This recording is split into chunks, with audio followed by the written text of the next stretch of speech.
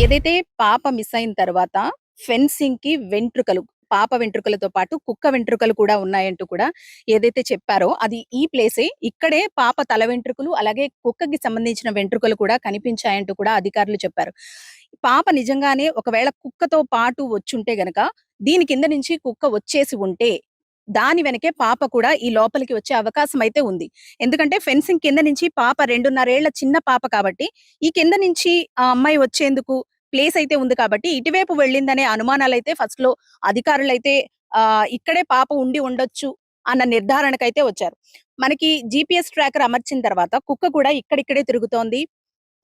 మీరు గమనిస్తే గనక వెనక మనకి బ్యాక్‌గ్రౌండ్‌లో ఆ కుక్క అరుపులు గూడా వినిపిస్తా ఉన్నాయి. ఇక్కడిక్కడే ఆ కుక్క సంచరిస్తుంది అనేసి అధికారులు గూడా చెబుతూ ఉన్నారు. నిజంగా పాప ఇటువైపు వచ్చుంటే గనక దొరికే అవకాశం అయితే ఉంటుంది. ఎందుకంటే ఈ పాప తల వెంట్రుకలు ఇక్కడ దొరికాయని చెప్పారు. అలాగే కుక్కకి సంబంధించిన వెంట్రుకలు కూడా ఇక్కడ దొరికాయని చెప్పారు.